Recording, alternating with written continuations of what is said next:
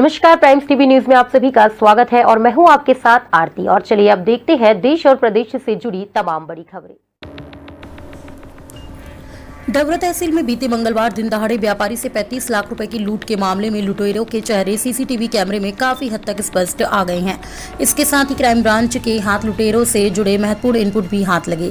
खासकर सीसीटीवी में तीनों आरोपियों में से एक आरोपी पुलिस लिखा ट्रैक सूट पहने नजर आया, जिससे पुलिस भी हैरान है। ऐसे में स्थानीय पुलिस के साथ आसपास के जिलों का फोर्स बुलाकर अब सड़कों पर उतरकर सघन चेकिंग शुरू की गई है। तो वहीं ग्वालियर में चौक चौराहों पर भारी पुलिस बल सड़कों पर संदिग्ध बाइक और 4 पहिया वाहन सवारों से पूछताछ कर रही है। आपको बता दें कि बीते मंगलवार को डबरा के ठाकुर बाबर रोड पर गल्ला मंडी व्यापारी सेवकराम बजाज बैंक में 35 लाख रुपए की नकदी निकालकर ऑफिस की ओर जा रहा था। इसी दौरान पहले से घात लगाए बैठे 3 बाइक सवार बदमाशों ने उसकी गाड़ी में पीछे से जोरदार टक्कर मारी और फिर बैग छीनने का प्रयास किया। इस दौरान बदमाशों ने कट्टे से 2 हवाई फायर भी किए और फिर नकदी भरा बैग छीनकर फरार हो गए। तो वहीं लूट का सीसीटीवी फुटेज भी सामने आ गया था, लेकिन उसमें बदमाशों के हुलिये से स्पष्ट नहीं हो रहा था। लेकिन अब पुलिस ने शहर भर की सीसीटीवी फुटेज खंगालने के बाद लुटेरों का स्पष्ट हुलिया खोज निकाला है। लिहाजा पुलिस ने जिले के सभी थानों के आसपास के जिलों की पुलिस को भी लुटेरों के हुलिये फुटेज जारी किए हैं। तो वहीं सोशल मीडिया के जरिए पुलिस ने लुटेरों के चेहरे को प्रसारित करना शुरू कर दिया है, ताकि पब्लिक पार्टिसिपेशन की मदद से आधार पर लुटेरों को जल्द से जल्द गिरफ्तार कर सके। आइडेंटिटी हुए हैं, उनके फुटेज वगैरह बदमाशों के जो सर्कुलेट भी किए हैं।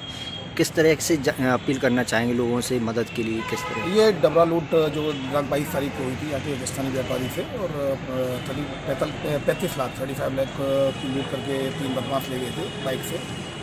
उसमें फुटेज कुछ क्लियर मिले हैं, तो फुटेज इसमें जारी किए गए हैं और उसमें पब्लिक तक भी पहुँचाए गए हैं विभिन्न प्लेटफॉर्म से, सोशल मीडिया प्लेटफॉर्म से भी, और इस वीडियो के माध्यम से भी ये जो फुटेज हैं वो थोड़े से क्लियर है, उनको भी पहुंचाया गया है। तो इसमें जिसको भी अगर इसकी आइडेंटिफिकेशन के बारे में पता चलता है तो वो संपर्क कर सकते हैं, और जो नंबर दिए गए हैं नंबर पर भी कॉल कर सकते हैं, और उनका नाम बिल्कुल गुप्त रखा जाएगा और पुनः पारितोषिक उनको इनाम भी इसके लिए पुरस्कृत भी किया है।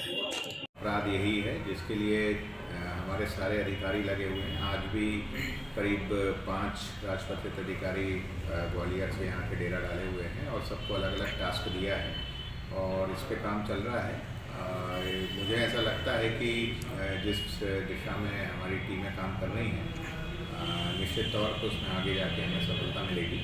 ये एक मैटर ऑफ टाइम रहता है, क्योंकि जब इस तरह की लूट होती है और प्रोफेशनल तरीके से की गई होती है तो उसमें कई बार समय भी लगता है, पर चूँकि मेहनत चल रही है और बहुत सारी टीमें लगी हैं, स्पेशल टीमें जो इस तरह के काम में हमेशा सफलता जिनको मिली है, और तो इसलिए मुझे उम्मीद है कि जल्दी हम इसका खुलासा करेंगे। और जब तक नहीं मिलती तब तक इसी रफ्तार से और इतनी ही मेहनत हमारी टीमों की चल रही है। कार्रवाई की जाएगी? नहीं, ये देखिए, क्राइम जो है, क्राइम कभी भी नहीं रुकता।